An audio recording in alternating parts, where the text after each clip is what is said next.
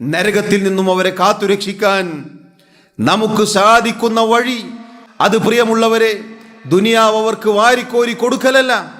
മക്കളെ, ഇതാ ഇന്ന സ്ഥലത്ത് ഇന്ന കെട്ടിടമുണ്ട്, ഇത്ര സ്ഥലമുണ്ട്, ഇന്ന ബിസിനസ് ഉണ്ട്, അതെല്ലാം നിങ്ങൾക്കുള്ളതാണ് എന്ന് പറഞ്ഞ് ബാക്കി വെച്ച് പോകുന്ന ഒരു രക്ഷിതാവിനേക്കാൾ മക്കൾക്ക് ബാലപാഠമായി തൗഹീദും സുന്നത്തും അള്ളാഹുവിൻ്റെ ദീനും തഖ്വയും ഈമാനും ഇഖ്ലാസും നിസ്കാരവും തുടങ്ങി പഠിപ്പിച്ചു കൊടുത്തുകൊണ്ട് മരിച്ചു പോകുന്ന രക്ഷിതാവാണ് എന്നതിൽ പ്രിയമുള്ളവരെ ഒരു തർക്കവും വേണ്ടതില്ല. അതുകൊണ്ടാണ് ചില പണ്ഡിതന്മാർ പറഞ്ഞത്, നമ്മുടെ മക്കൾക്ക് ആദ്യമായി സൂറത്തുൽ ഫാത്തിഹ അത് നമ്മൾ പഠിപ്പിച്ചു കൊടുക്കണം. അത് നമ്മളാണ് പഠിപ്പിച്ചു കൊടുക്കേണ്ടത്. കാരണം അവർ മരിക്കുന്നത് വരെ പാരായണം ചെയ്താലുള്ള പ്രതിഫലം ബാപ്പയായ ഉമ്മയായ നമുക്കാണ് ലഭിക്കുക.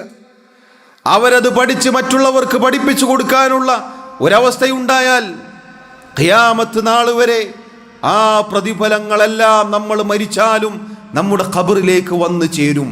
പ്രിയമുള്ളവരെ, അതുകൊണ്ട് നമ്മൾ ഗൗരവത്തിൽ ശ്രദ്ധിക്കുക.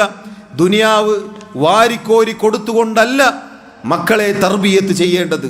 ശരിയാണ്, മക്കൾക്ക് ജീവിക്കാൻ ആവശ്യമായ ഭൗതിക സഹായങ്ങൾ ചെയ്തു കൊടുക്കുക എന്നത് അവരുടെ തർബിയത്തിന്റെ ഭാഗമാണ്. ഒരാളുടെ മുന്നിലും കൈനീട്ടുന്ന ഒരവസ്ഥയില്ലാതെ മക്കളെ ഇസ്സത്തിൽ വളർത്താൻ നമ്മുടെ കാലശേഷവും അവർ ജീവിക്കാനുള്ള സൗകര്യങ്ങൾ ഉണ്ടാക്കി കൊടുക്കുക എന്നത് വളരെ മനോഹരമായ നല്ല കാര്യമാണ്. പക്ഷേ ദുനിയാവ് അവരുടെ തൊണ്ടയിൽ നിന്നും താഴേക്കിറങ്ങുന്ന ദുനിയാവിൻ്റെ മക്കളായി അവർ വളരുന്നൊരവസ്ഥ നമ്മൾ ഉണ്ടാക്കരുത്.